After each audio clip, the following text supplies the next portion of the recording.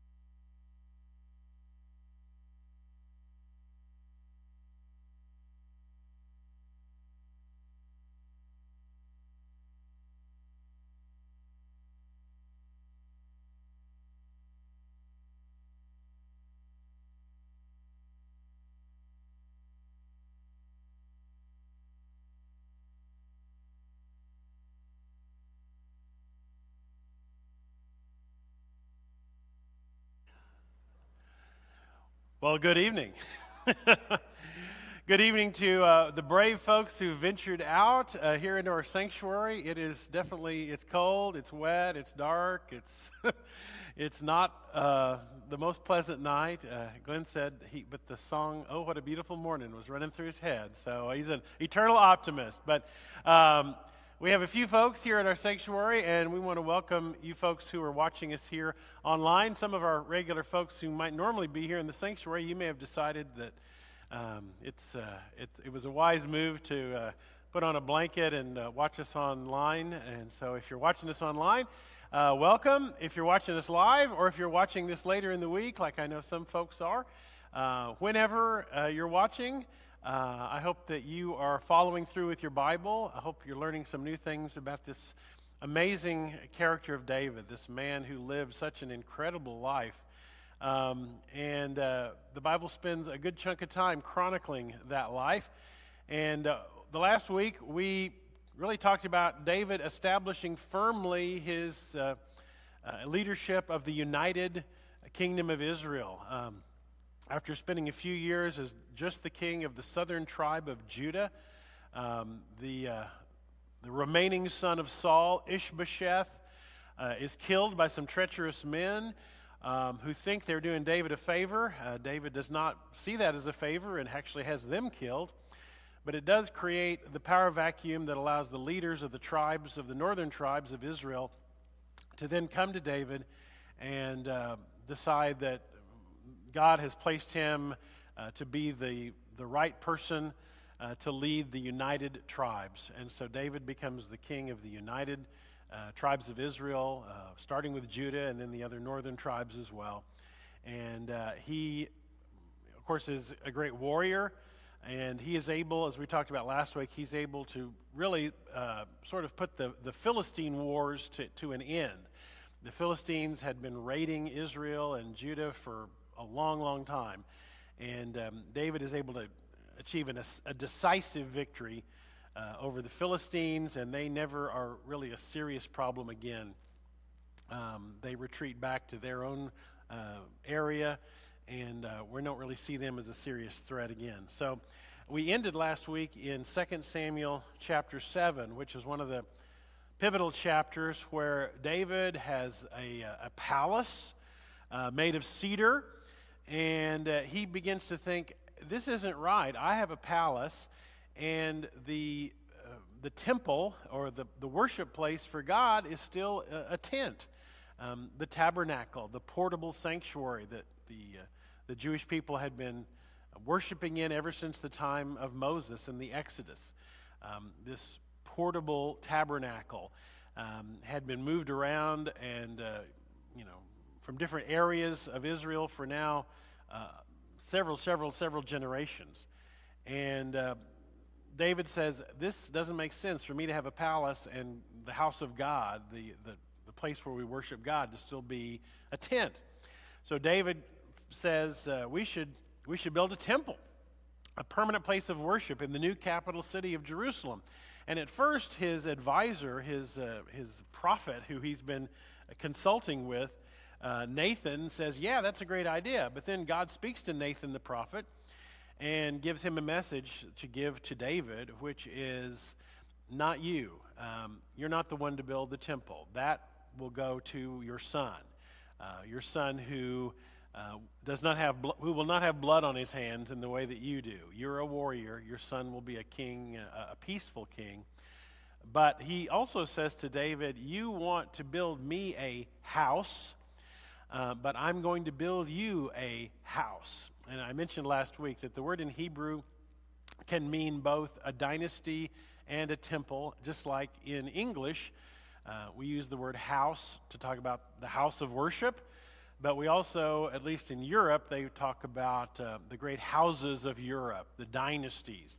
For example, in England, the House of Windsor, or whatever ruling dynasty or house or family line is in control of a particular country. So the play on words works in Hebrew and it works in English. God says, you're not going to build me a house, David. I'm going to build you a house. And by house, he means a dynasty.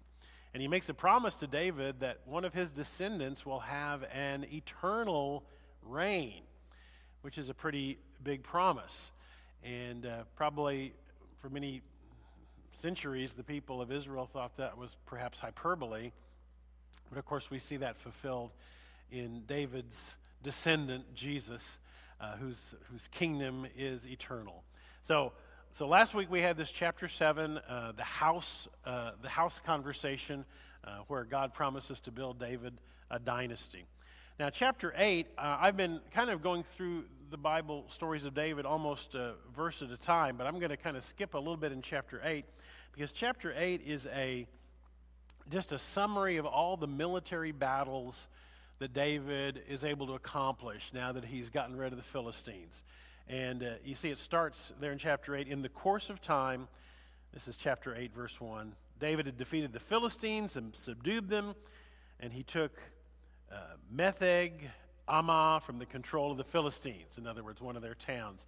And then it says that he he defeats the Moabites. That's in chapter 8, verse 2, and is able to put some of the Moabites to death. Then he fights another king. It says he fought Hadadezer, son of Rehob, the king of Zobah.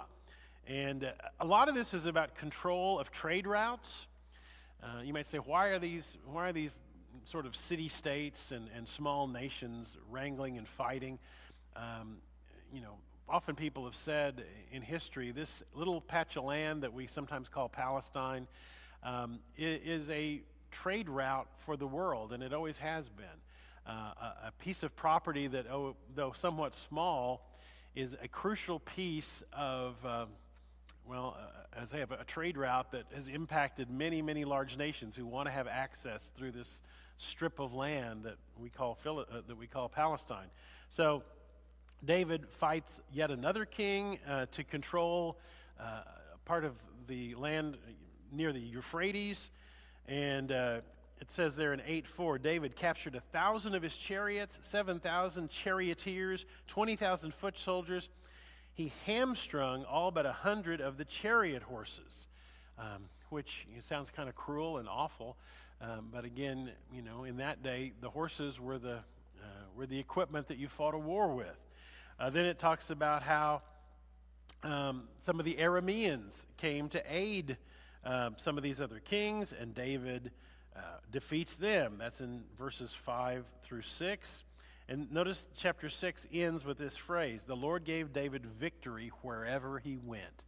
And that's the theme of this chapter. It's this, David kept fighting these skirmishes against these other countries and tribes and city-states, and every time David is victorious.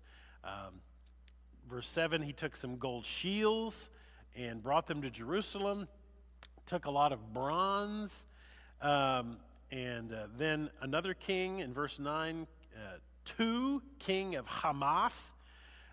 When he heard about David's victories, he sends him tribute. He sends him some gold and silver and bronze, and David puts those in the temple.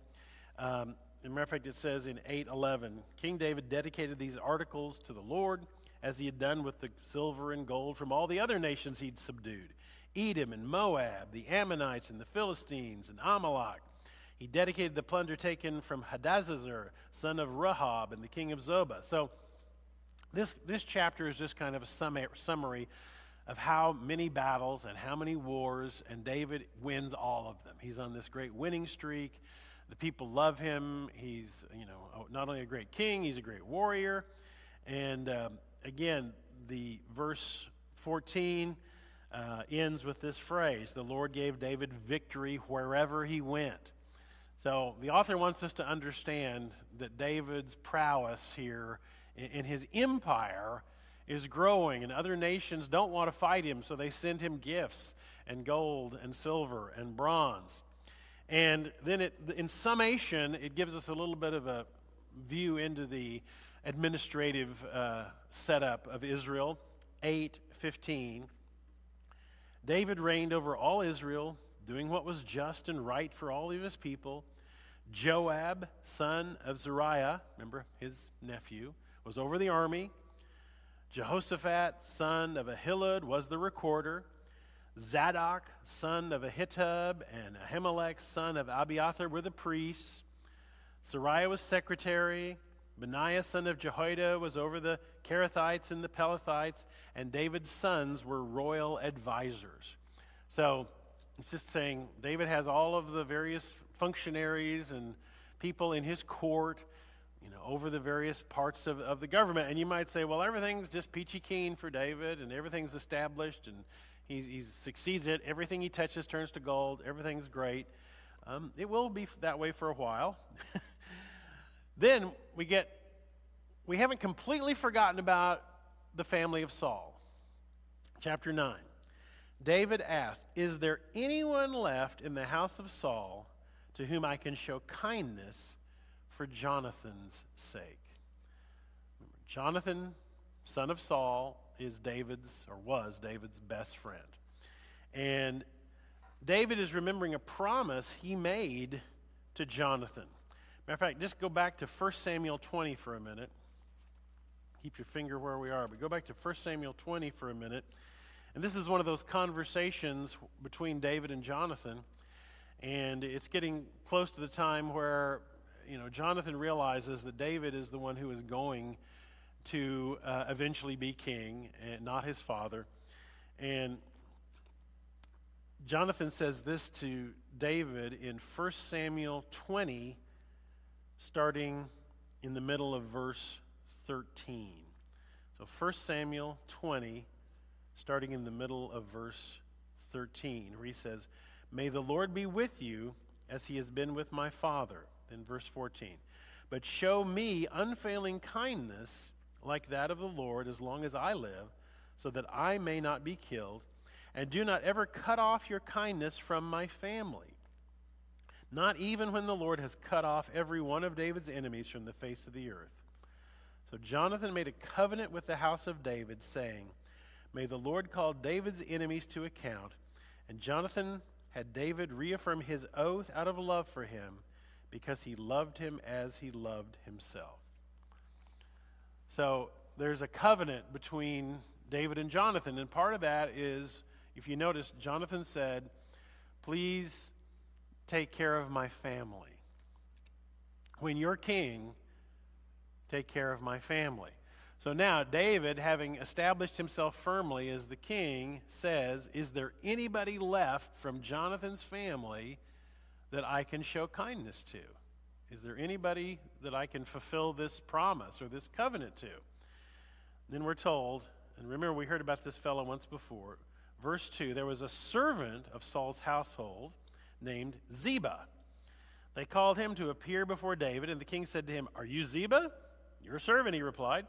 The king asked, 'Is there no one still left of the house of Saul to whom I can show God's kindness?' Ziba answered, 'There is still a son of Jonathan. He is crippled in both feet.'" And remember, we heard about him early on. His name is Mephibosheth. And you remember when in all the hullabaloo, he was dropped as a child and broke his feet. And in those days, there's no corrective surgery for those kinds of things. So he has remained a cripple for the rest of his life. And every time they mention him, the author feels the need to remind us that he is crippled in his feet. And David says, "Where is he?" Ziba answered, "He's at the house of Machir, son of Ammiel, in Lo-debar." So King David had him brought from Lo-debar, from the house of Machir, son of Ammiel. When Mephibosheth, son of Jonathan, the son of Saul, came to David, he bowed down to pay him honor. David said, "Mephibosheth." "Your servant," he replied. "Don't be afraid," David said to him. "I will surely show you kindness for the sake of your father Jonathan. I'll restore to you all the land that belonged to your grandfather Saul, and you will always eat at my table." Mephibosheth bowed down and said, "What is your servant that you should notice a dead dog like me?" Then the king summoned Ziba. Saul's servant said to him, "I've given your master's grandson everything that belonged to Saul and his family. You and your sons and your servants are to farm the land for him and bring in the crops, so that your master's grandson may be provided for. And Mephibosheth, grandson of your master, will always eat at my table." Now Ziba had 15 sons and 20 servants. Now, so here's what's going on here. He's found the one sole member of Jonathan's household, his son, and he said to this longtime servant of the house of Saul, "I'm giving all of Saul's lands to Mephibosheth, his grandson. And I want you and your family and your servants to take over the operation, do all the farming, and make sure all the income from the lands go to Mephibosheth." Now, Mephibosheth, he says, isn't going to live on Saul's property. Mephibosheth is going to live here with me in the palace and eat at my table. I'm going to take him in and have him live here. Now, some scholars have said, is David purely being altruistic here, or does he want to make sure he can keep an eye on Mephibosheth? Because, in the Middle East in this era, when one house, the house of David, has now taken over from the house of Saul, the normal course of action would be the new king would slaughter every remaining member of the old dynasty, of the old household. So if David was like most Middle Eastern kings, he would have killed Mephibosheth, lest there be any ability of the previous king's family to make a claim to the throne. But he doesn't do that. He doesn't kill Mephibosheth because he was best friends with Mephibosheth's dad. So he's going to provide for him, but he's also going to keep him there at the palace. And some would say it's purely out of generosity. Others would say he wants to make sure and keep an eye on him, that he doesn't go off and do something and try to raise a rebellion or get followers or do something that he shouldn't do. I think I mentioned last week, I saw when I was reading about Louis XIV in France, who built Versailles. He demanded that all of the nobles live at Versailles in apartments there so he could keep an eye on them. And so this may be a little bit of both. It may be, well, he wants to be kind to him, but he also wants to keep an eye on him. So verse 11, Ziba said to the king, "Your servant will do whatever my lord the king commands his servant to do." So Mephibosheth ate at David's table like one of the king's sons. Now, this is not the last we're going to hear of Mephibosheth, but we're not going to hear any more about him for a while. But just keep in mind, there is this remaining member of the house of Saul. And Mephibosheth had a young son named Micah. And all the members of Ziba's household were servants of Mephibosheth. Mephibosheth lived in Jerusalem. He always ate at the king's table, and he was crippled in both feet, just in case we didn't catch it the first 3 or 4 times. Okay? So, but the fact that he has difficulty walking is going to come into play in a later chapter. So, chapter 10.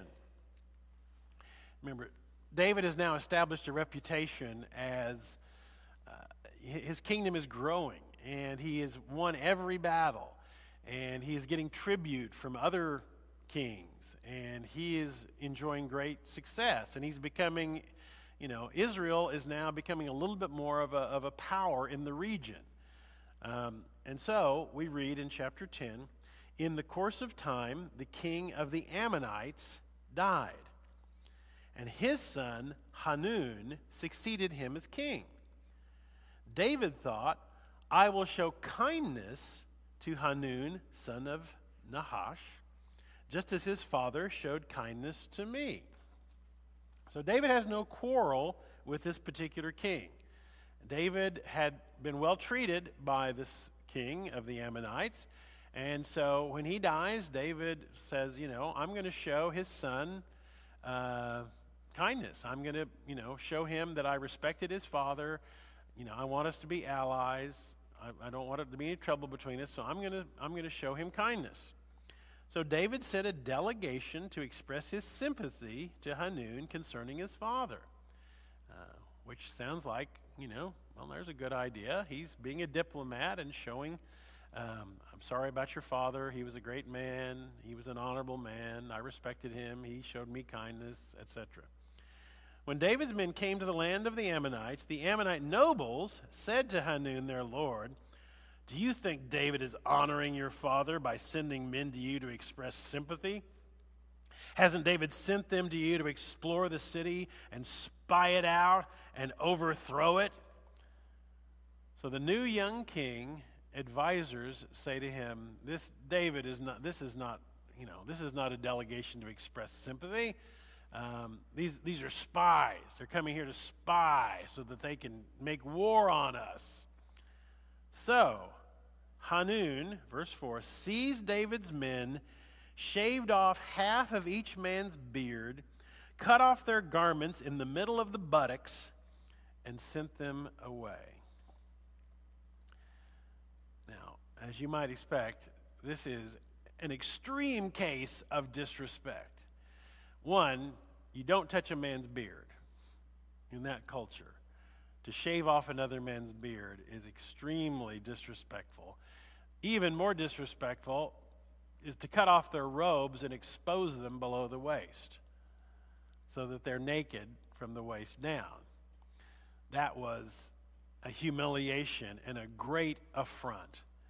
So They don't kill the ambassadors or the delegation, but they do something that is meant to show great disrespect and contempt for David.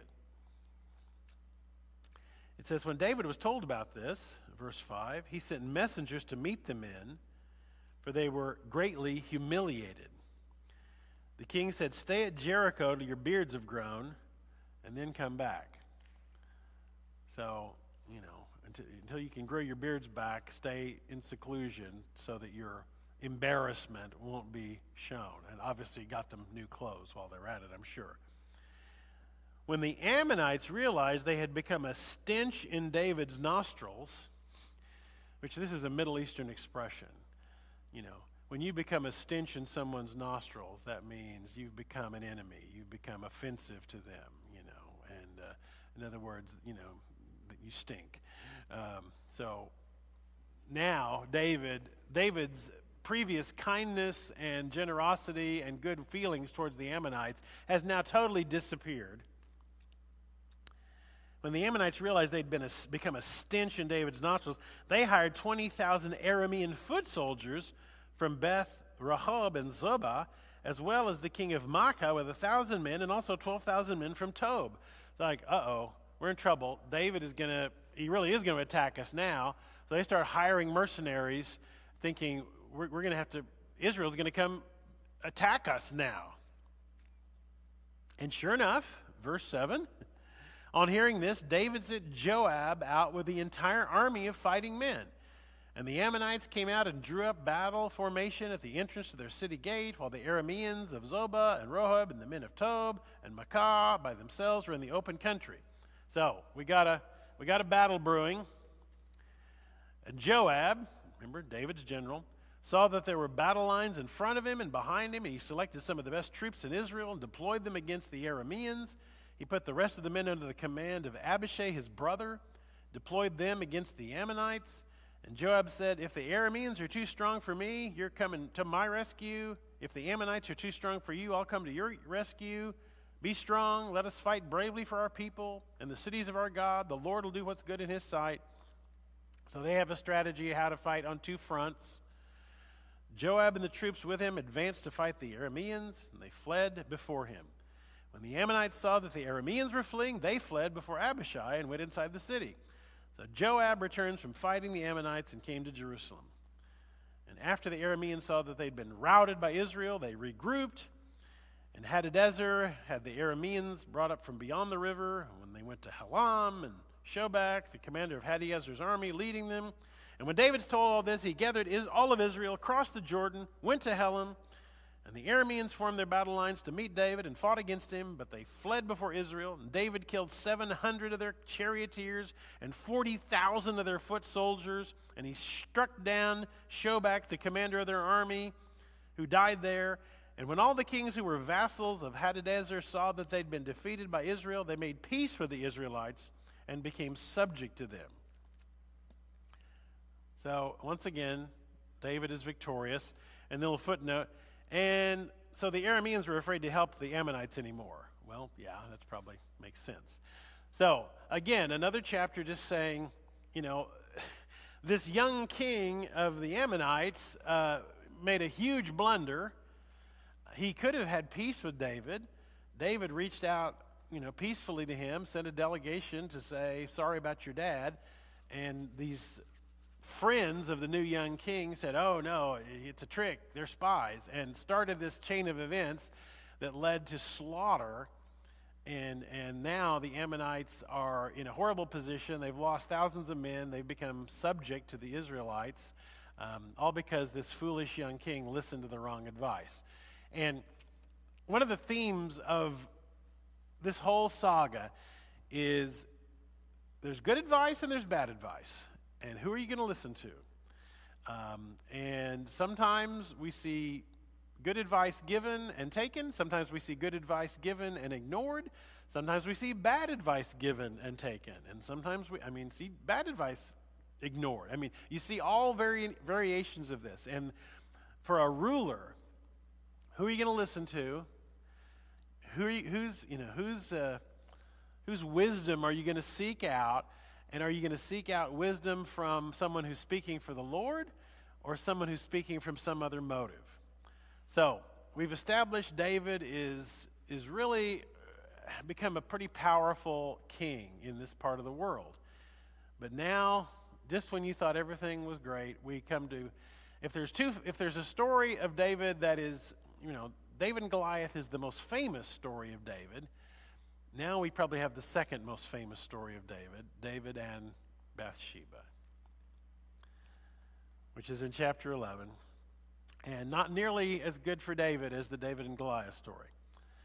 In the spring, at the time when kings go off to war, because you can't fight in bad weather. You got to wait for good weather to go fight. In the spring, when kings go out to war, David sent Joab with the king's men and the whole Israelite army, and they destroyed the Ammonites and besieged Rabbah. But David remained in Jerusalem. And this is kind of a change. David has been more active, but he's getting older. And, he's shifted from warrior to more administrator and judge and ruler. And so David isn't always going out with the men anymore. David is sometimes staying behind and letting Joab lead the guys into battle. One evening, David got up from his bed and walked around on the roof of the palace. Remember, when you say palace, it might not look like a palace to us. It would not look like the Taj Mahal, but it would have a flat roof. And the flat roof was the place you went often to cool off. There's no central air conditioning, and there's no ceiling fans. These houses could get really warm, and if you wanted to get cool, you would go up on the roof, which was a flat roof, and sometimes it was really hot, they'd sleep up on the roof. So he goes up to the roof of the palace, and from the roof he saw a woman bathing.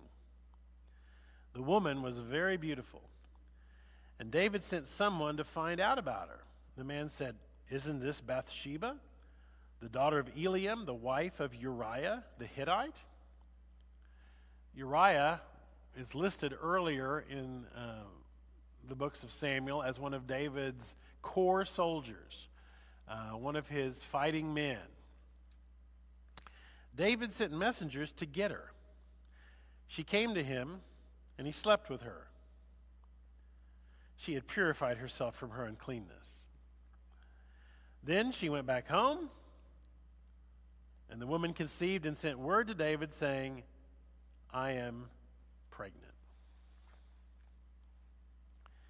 Now, when David slept with her and sent her on her way, he probably thought that was it.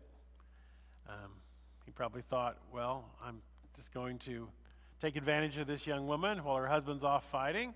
And she's beautiful, and I'm the king, and one night stand, and we're done with that. But she sends word that she is pregnant. This is a problem for David, because it's going to be obvious that Uriah is not the father, because he's been off at the front fighting for months. So David decides he has to figure out a way to make sure Uriah doesn't think his wife has been cheating on him. Of course, she wasn't cheating on him. She had no say in the matter. She is a victim. She was sent for. She had no ability to protest or make any decisions in this. She's simply a pawn and somebody that David decided to use. But if she were to turn out pregnant, her husband would accuse her of being unfaithful and an adulteress. So David sent this word to Joab, "Send me Uriah the Hittite." Joab sent him to David. So he sends word, send him from the battlefront back to Jerusalem. When Uriah came to him, David asked him how Joab was, how the soldiers were, how the war was going. Then David said to Uriah, "Go down to your house and wash your feet." One of the things, you learn different things in seminary, that some of which are of great theological importance and some of which are more in the area of trivia. wash your feet is a Hebrew euphemism for sex. So wash your feet it means go home and have sex with your wife. Often in Hebrew, in Israel, the feet are, when they say feet, sometimes they don't really mean feet, sometimes they mean genitals. Sometimes when they use the word feet, it is a euphemism for something sexual. So I learned that in seminary, which clears up some Bible passages and makes you wonder about others. When it says feet, does it really mean feet or does it mean something else? But of course, we use all kinds of euphemisms in English that we don't, that don't mean what they mean. We say, well, don't say it anymore. Women would go powder their nose. Well, they don't. That's not why they're doing that. Or they're going to the restroom. They're going to go and rest. I mean, we use all kinds of euphemisms to talk about things when we don't want to actually say what we mean. And this is one of those cases. Go wash your feet means go enjoy yourself. Go spend time with your wife. Go sleep with your wife. So Uriah left the palace, and a gift from the king was sent after him. But Uriah slept at the entrance to the palace with all of his master's servants and didn't go down to his house. David wants him to go sleep with Bathsheba, so that when she turns up pregnant, he can realize, oh, I guess that's that time I came back from the front. That's how she's pregnant. He wanted him to sleep with her so that he would not figure out that she had slept with anyone else. But he doesn't cooperate. Uriah doesn't cooperate. He doesn't go to his house. David was told Uriah didn't go to his house and asked him, haven't you just come home from a distance? Why didn't you go home? Uriah said to David, the ark and Israel and Judah are staying in tents, and my master Joab and my lord's men are camped in the open fields. How could I go to my house and eat and drink and lie with my wife? As surely as you live, I won't do such a thing. How can I go home and have a good time when all my buddies are there at the front living in tents and sleeping in the mud and under constant attack? I can't go home. I got to stay battle ready. I can't do that to my buddies back at the front. I'm not going to go enjoy myself. David said to him, stay here one more day, and tomorrow I'll send you back. So Uriah remained in Jerusalem that day and the next. At David's invitation, he ate and drank with him, and David made him drunk. But in the evening, Uriah went out to sleep on his mat among his master's servants. He did not go home. So David tries a second time to get him to go home and sleep with his wife, this time by getting him drunk. Uriah still will not cooperate. So David now has to do plan B. In the morning, David wrote a letter to Joab and sent it with Uriah. In it he wrote, put Uriah in the front line where the fighting is fiercest, then withdraw from him so he'll be struck down and die.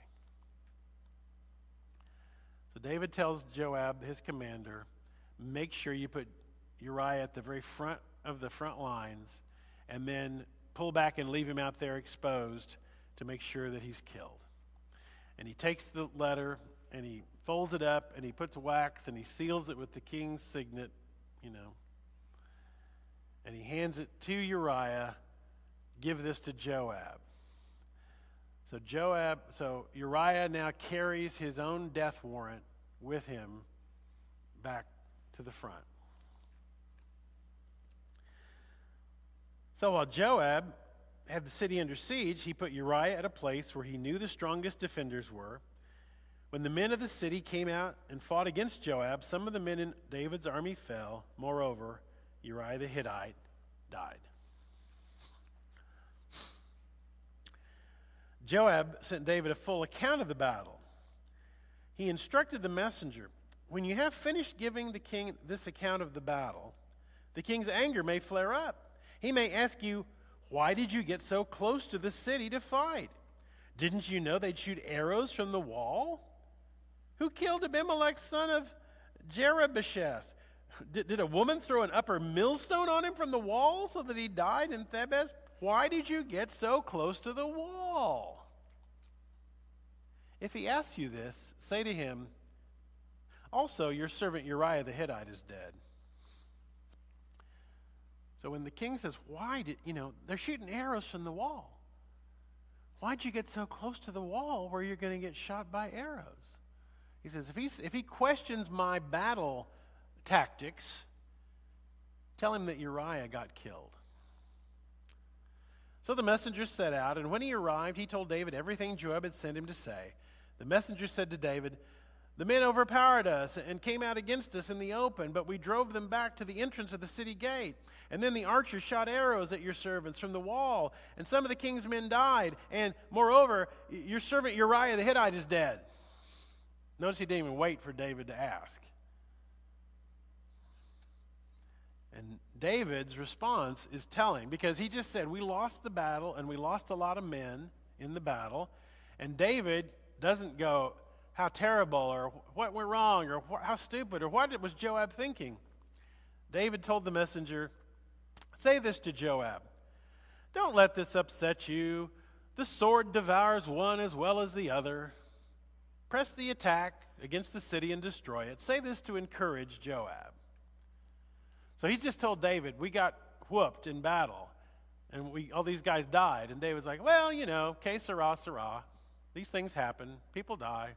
That's what happens in wars. It's all right. Just tell him to try harder next time. Because David is so pleased that Uriah is dead that he actually even ignores the fact that that battle was lost. When Uriah's wife heard that her husband was dead, she mourned for him. After the time of mourning was over, David had her brought to his house, and she became his wife and bore him a son. And everything's hunky-dory, right? It's all covered up. No harm, no foul. David has successfully covered up his sin and brought her into his household. You might say, well, okay, he didn't get caught, except the last sentence.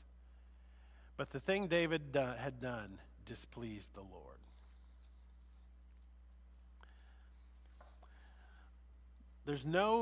David is the king. And in most countries, you might say, well, he doesn't have to answer to anybody. He's the king. His word is law. And history is full of kings and emperors and other kinds of world rulers, Führers, and all kinds of other folks who, if they're the absolute leader, whatever they do, well, there's nobody to call them to account. There's nobody to hold them responsible. But here, David does have someone to answer to, and that's God. David has to answer to God. And so, here, I think, is one of the great passages in this entire saga. The Lord sent Nathan. Remember, Nathan is the prophet. The Lord sent Nathan to David. When he came to him, he said, there were two men in a certain town, one rich and the other poor. The rich man had a very large number of sheep and cattle, but the poor man had nothing except one little ewe lamb he had bought. He raised it, and it grew up with him and his children. It shared his food, drank from his cup, and even slept in his arms. It was like a daughter to him. Now, a traveler came to the rich man. But the rich man refrained from taking one of his own sheep or cattle to prepare a meal for the traveler who'd come to him. Instead, he took the ewe lamb that belonged to the poor man and prepared it for the one who had come to him. Now, David, of course, is not only king, he is chief judge. He is the one who judges cases. People bring their cases to David to judge. And now Nathan, at least, appears to have brought a case to David to judge. Listen to what happened to these two men. And he tells this sad, sad story.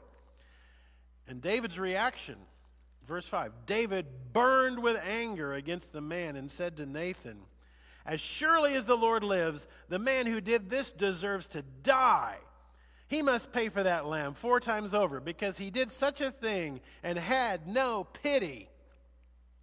David thought, what an injustice. What a cruel man. How horrible. How could anyone do that to that poor man? Anyone who did that deserves to die. That man, what a horrible man. And Nathan said to David, you are the man. You are the man. There's not that many parables in the Old Testament, but that's what Nathan uses here. You know, Jesus uses parables all the time, but here David is told a story by Nathan. Nathan tells a parable to elicit a certain reaction, and the reaction that David has is predictable. And then Nathan says, oh, you're the man. You're the rich man. You're the one who is taken from the poor man.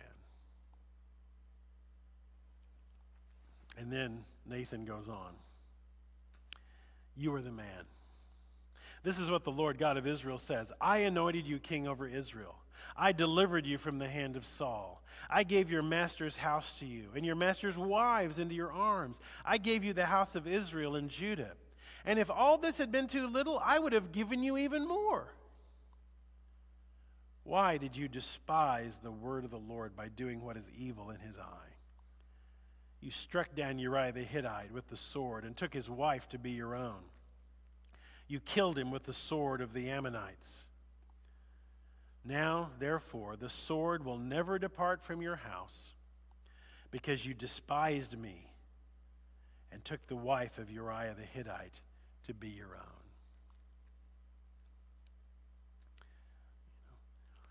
David, this man who God has showered his protection on, lifted him from a shepherd boy to a king, given him a palace and a harem and wives and sons, and the people love him, the people sing his praises, honor. God says, I've given you all this, and I would have given you more. But notice he says, you have despised me. David broke 3 commandments. First, he lusted. He lusted after his neighbor's wife. He coveted his neighbor's wife. He committed adultery, and then he committed murder. So he broke 3 out of 10 commandments in this little episode. And God says, because you've done this, the sword will never depart from your house. In other words, because of this, your family life is going to be a family of turmoil. Your family life is going to be a life of turmoil. This is what the Lord says. Out of your own household, I'm going to bring calamity upon you. Before your very eyes, I'll take your wives and give them to one who's close to you. He'll lie with your wives in broad daylight. You did it in secret. I'll do this thing in broad daylight before all Israel. And David said to Nathan, I have sinned against the Lord. Now, again, we kind of just jump over that one little thing, but think about this. Nathan is a prophet. He serves in David's court. He's come in and just laid out David with this story and this judgment. David is the king. David could have said, well, that's a nice story, Nathan. By the way, take him out and kill him. He could have had Nathan killed on the spot. He could have had Nathan executed and nobody would have batted an eye. And that's what many monarchs would have done in this. When somebody confronted them that way,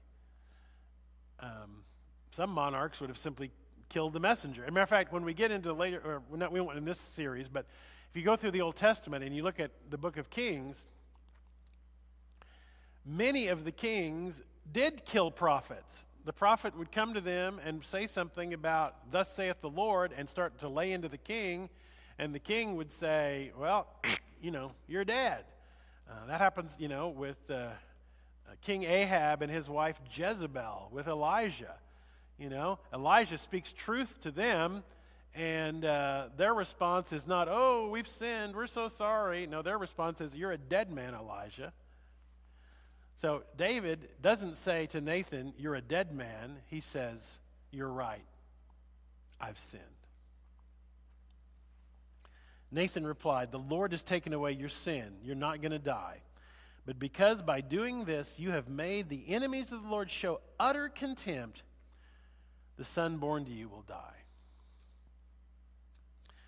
Now, not to go too far into this, but realize this is a punishment of David. This you might say, why is the child suffering? Well, this is purely a punishment for David, not a punishment for Bathsheba, not a punishment for the baby. This is a punishment, a consequence of David's sin. After Nathan had gone home, the Lord struck the child that Uriah's wife had borne to David, and he became ill. David pleaded with God for the child. He fasted and went into his house and spent the nights lying on the ground. The elders of his household stood beside him to get him up from the ground, but he refused. He wouldn't eat any food with them. So David is fasting and praying, and when this child is ill. On the seventh day, the child died. David's servants were afraid to tell him that the child was dead, and they thought, while the child was still living, we spoke to David and he wouldn't listen to us. How can we tell him the child is dead? He may do something desperate. David noticed his servants were whispering among themselves, and he realized the child was dead. "Is the child dead?" he asked. "Yes," they replied, "he's dead." David got up from the ground, and after he'd washed, put on lotions, and changed his clothes, he went into the house of the Lord and worshipped. He went to his own house, and at his request they served him food, and he ate. His servants asked him, "Why are you acting this way? While the child was alive, you fasted and wept. Now the child is dead, and you get up and eat?" He answered, "While the child was still alive, I fasted and I wept. I thought, who knows? The Lord may be gracious to me and let the child live. But now that he's dead, why should I fast? Can I bring him back again? I'll go to him, but he won't return to me." What's interesting is this is the opposite of the normal Middle Eastern or Jewish ritual. Normally, when somebody dies, that's when you fast, that's when you mourn, that's when you do all the things that David was doing before the child died. The period of mourning would include all of those things. One thing, to anybody who happens to be watching this, or this story does not say, well, anytime a child is sick, it's because God's punishing the parents. This one story is an exceptional story. And lest anybody think, well, this shows that God punishes parents by hurting their children. When in the New Testament, when Jesus comes upon a handicapped man and his disciples say, well, why is he handicapped? Is it because he's a sinner or his parents have sinned? Jesus says, neither. Jesus gets rid of that notion that illness or handicaps or death are some kind of punishment, especially that God would punish a child for the sins of the parents. Now, that's not something that is, Jesus counters that idea. But the idea that, the sins of the father are visited upon the children, there is truth in that David's actions and his attitude about sex and violence, his cavalier attitude to taking another man's wife, and his ability to commit murder to cover up his sexual sin, those ideas are passed on to his sons. That lack of morality on David's part is passed on to his sons. And we're going to see in his sons the fruit of them watching how their father's lack of morality impacted the situation. So, in that sense, there is a sense that when a parent sets a horrible example, it will have an impact on the children. So, David notice after the child dies, David goes into worship. He understands that he's guilty. He understands his own sin. And it says, verse 24, David comforted his wife Bathsheba. He went to her and lay with her, and she gave birth to a son, and they named him Solomon. The Lord loved him. And because the Lord loved him, he sent word through Nathan, the prophet, to name him Jedediah. Now, it's interesting that the first child, the one who died, we're never even told a name there. But this child has two names, Solomon and Jedediah. And this phrase, he was loved by the Lord.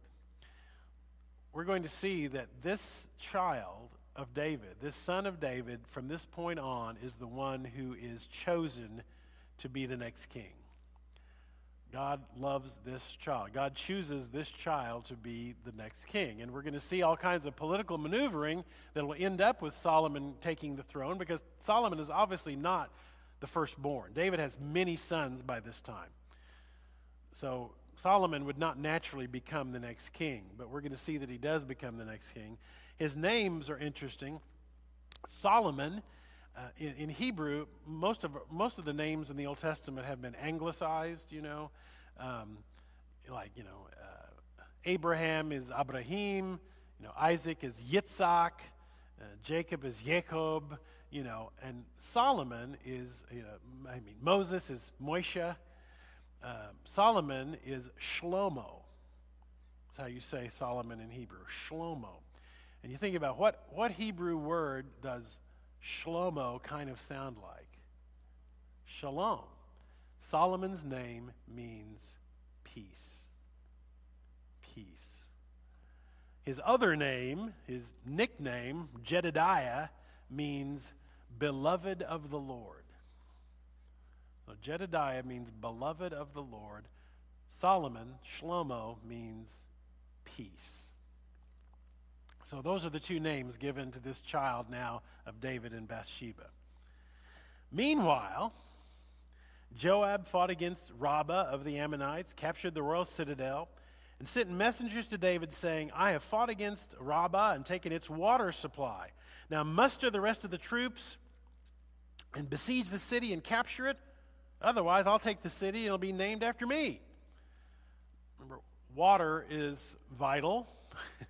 So you got to have a water supply. So David mustered the entire army, went to Rabbah, attacked and captured it, took the crown from the head of the king. Its weight was a talent of gold, which, remember, a talent is about 75 pounds. That's a heavy crown, Heavy is the head that wears the crown. It was set with precious stones, placed on David's head.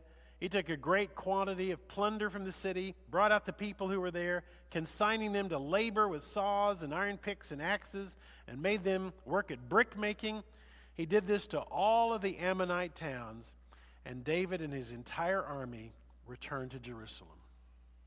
So his commander, Joab, says, you better come lead this battle, or at least be there, or, I'm going to be the one to take all the glory. Might name the town after me.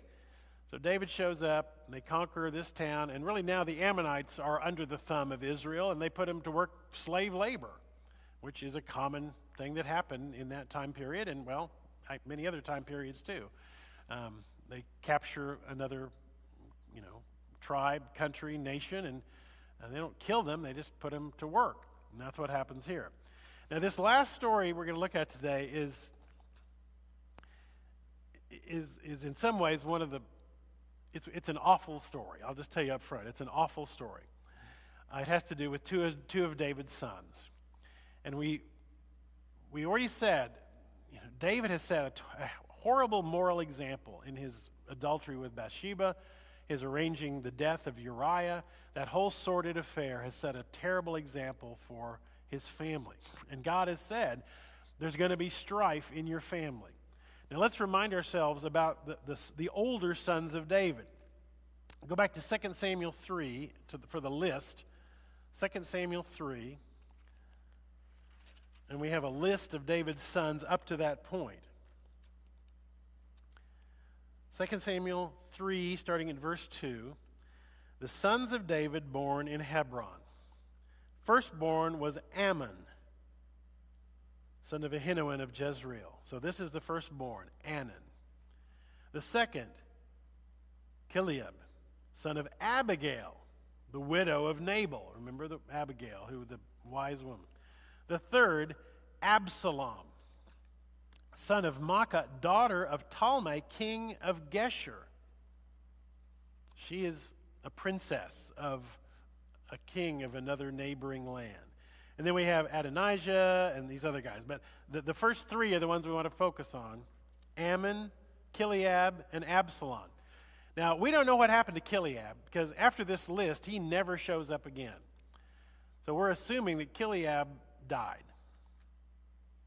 And so you've got Ammon is the first in line to succeed David, and after him is Absalom, because Kiliab never shows up again. He's probably dead. So the story is about Ammon and Absalom. And remember, they're both sons of David, but they're from different mothers. So they're half brothers. Verse chapter 13. In the course of time, Ammon, son of David, fell in love with Tamar, the beautiful sister of Absalom, son of David. So Ammon falls in love with his half-sister, Absalom's full sister. Ammon is in love with his half-sister. Ammon became frustrated to the point of illness on account of his sister Tamar, for she was a virgin, and it seemed impossible for him to do anything to her. The law said in Leviticus, you can't marry your half-sister. Okay? You're forbidden from marrying your full sister or your half-sister. Now Ammon had a friend named Jonadab, son of Shemaiah, David's brother. Okay, so this is a cousin. Okay, so one of David's brother's sons, so one of David's nephews, and so one of Ammon's first cousins. Jonadab was a very shrewd man. He asked Ammon, "Why do you, the king's son, look so haggard morning after morning? Won't you tell me?" Ammon said to him, "I'm in love with Tamar, my brother Absalom's sister." He is lovesick. All he can think about is desire for Tamar. "Go to bed and pretend to be ill," Jonadab said. "When your father comes to see you, say to him, 'I'd like my sister Tamar to come and give me something to eat. Let her prepare the food in my sight so I may watch her and then eat it from her hand.' So Ammon lay down and pretended to be ill. When the king came to see him, Ammon said to him, 'I'd like my sister Tamar to come and make some special bread in my sight so that I might eat from her hand.' David sent word to Tamar at the palace, 'Go to the house of your brother Ammon and prepare some food for him.' So Tamar went to the house of her brother Ammon, who was lying down. She took some dough, kneaded it, made the bread in his sight, baked it. Then she took the pan and served him the bread, but he refused to eat. 'Send everyone out of here,' Ammon said. So everyone left him. Then Ammon said to Tamar, 'Hang on. Bring the food here in my bedroom so I may eat it from your hand.' Tamar took the bread she had prepared and brought it to her brother Ammon in his bedroom. But when she took it to him to eat, he grabbed her and said, 'Come to bed with me, my sister.' 'Don't, my brother,' she said to him. 'Don't force me. Such a thing should not be done in Israel. Don't do this wicked thing. What about me? Where could I get rid of my disgrace? What about you? You would be like one of the wicked fools in Israel. Please speak to the king. He will not keep me from being married to you.' But he refused to listen to her, and since he was stronger than she, he raped her. Then Ammon hated her with intense hatred. In fact, he hated her more than he'd loved her. Ammon said to her, 'Get up and get out.' "No," she said to him, "sending me away would be a greater wrong than what you've already done to me." But he refused to listen to her. He called his personal servant and said, "Get this woman out of here and bolt the door after her." So his servant put her out and bolted the door after her. She was wearing a richly ornamented robe, for this was the kind of garment the virgin daughters of the king wore. Tamar put ashes on her head and tore the ornamented robe she was wearing. She put her hand on her head and went away, weeping aloud as she went. Her brother Absalom said to her, "Has that Ammon your brother been with you? Be quiet now, my sister. He is your brother. Don't take this thing to heart." And Tamar lived in her brother Absalom's house, a desolate woman. So now she is damaged goods. And now she is going to have to remain living with her brother for the rest of her life. When King David heard all this, he was furious. And then what did he do about it? Absolutely nothing. Absalom never said a word to Amnon, neither good or bad. He hated Amnon because he had disgraced his sister Tamar. So Amnon rapes Tamar. When David is told about it, he's angry, but he doesn't do anything. But Absalom now has intense hatred for Amnon. But it says he doesn't say a word to Amnon. Doesn't say a word to him, good or bad.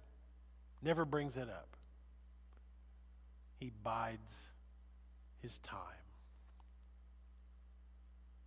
2 years later, when Absalom's sheep shearers were at Baal Hazor near the border of Ephraim, he invited all the king's sons to come. Absalom went to the king and said, "Your servant has had shearers come. Will the king and his officials please join me?" And this is like a party, a feast. "No, my son," the king replied, "all of us should not go. We'd be a burden on you." Although Absalom urged him, he still refused to go. David says, "I'm not going to go. It's too much trouble." But he gave him his blessing. Absalom said, "Well, if not, please let my brother Amnon come with us." King asked, "Why should he go with you?" But Absalom urged him, so he sent with him Amnon and the rest of the king's sons to the feast. Absalom ordered his men, "Listen, when Amnon is in high spirits from drinking wine, and I say to you, strike Amnon down, then kill him. Don't be afraid. Have not I given you this order? Be strong and brave." So Absalom's men did to Amnon what Absalom had ordered. And all the king's sons got up, mounted their mules, and fled. So Absalom has his half-brother Amnon there at the feast. And they're all drinking, they're all celebrating, they're all having a good time. But Absalom's men have been told, when I give the signal, stab him. He gives the signal, and they kill Amnon on the spot. And the rest of the brothers go, "Maybe we're next," and they head out. They run away. While they were on their way, the report came to David, "Absalom has struck down all the king's sons. Not one of them is left." The king stood up, tore his clothes, and lay down on the ground. All his servants stood by with their clothes torn. So David gets misinformation that he's killed all the other boys, all the other sons. But Jonadab, son of Shemiah, David's brother, said, "My lord shouldn't think that they killed all the princes. Only Amnon is dead." This has been Absalom's expressed intention ever since the day Amnon raped his sister Tamar. My lord the king should not be concerned about this report that all the king's sons are dead. Only Amnon is dead. Meanwhile, Absalom had fled. Now the man standing watch looked up and saw many people on the road west of him coming down the side of the hill. The watchman went and told the king, "I see men in the direction of Horonaim on the side of the hill." And Jonadab said to the king, "See, the king's sons are here. It's happened just as your servant said." As he finished speaking, the king's sons came in wailing loudly. The king too and all his servants wept bitterly. Absalom fled and went to Talmai, son of Amminahud, the king of Geshur, which is where his mother was from, remember? His mother was from Geshur. He goes to his grandfather's kingdom. But King David mourned for his son every day. After Absalom fled and went to Geshur, he stayed there 3 years. And the spirit of the king longed to go to Absalom, for he was consoled concerning Amnon's death.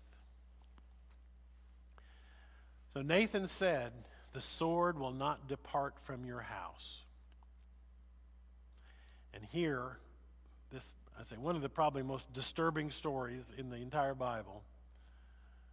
Ammon, clearly a horrible person, a horrible son, who's the crown prince, rapes his sister. David doesn't do anything about it. But Absalom begins to plot his revenge. Waits 2 years to carry it out. Absalom kills his brother Ammon in revenge for the rape. And then Absalom flees to his grandfather's tribe region.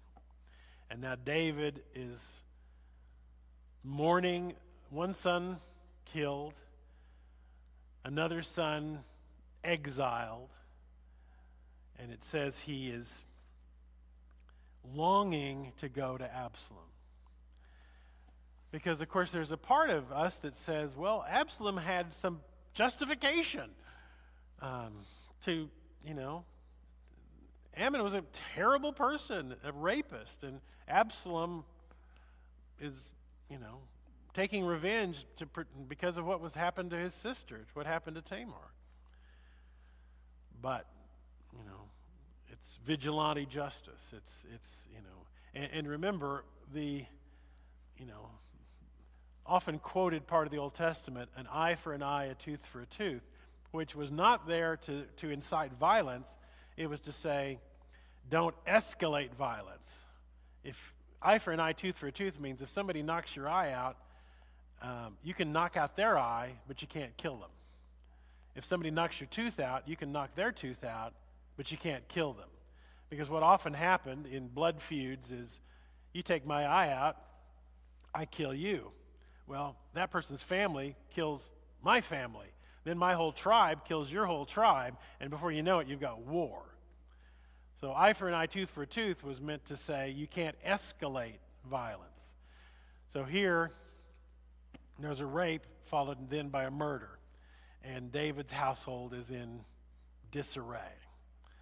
And so David has gone from everything coming up roses, and because of his lust that one night watching Bathsheba bathe, because of his inability to follow God's laws, his inability to control his own lust, his willingness to covet another man's wife and then cover it up with murder. Because of that action, all of these dominoes are now falling in David's household. And this is obviously not the last we heard of Absalom. Absalom is going to become another tragic part of David's life story now. So we'll pick up with what happens with Absalom in chapter 14 next week. So let's have a word of prayer. Lord, we come and we hear this story that is disturbing. And Lord, it reminds us that one sin leads to another. And when we decide to walk off the path, we can get very far very quickly. Lord, it's a cautionary tale for us and a reminder that no one is above your law, not even kings. Nobody. And nobody nothing is really done in secret because you see everything. And so, Lord, help us to realize that you are there watching over us, and that your way is always the best way. And Lord, that when we confess sin, as David did, that we can find forgiveness, even though there may still be fallout and consequences, that we can be forgiven, that we don't need to continue down that path of sin, and the dominoes don't have to keep falling. So, Lord, even in the midst of a shocking and really terrible story, help us to learn lessons and help us to realize that in spite of all things, you are a God of mercy and forgiveness and second chances, and that you forgive us just as we are called to forgive one another. And we ask that you'd go with us now, be over our families and our church and our community and our nation. We pray in your name.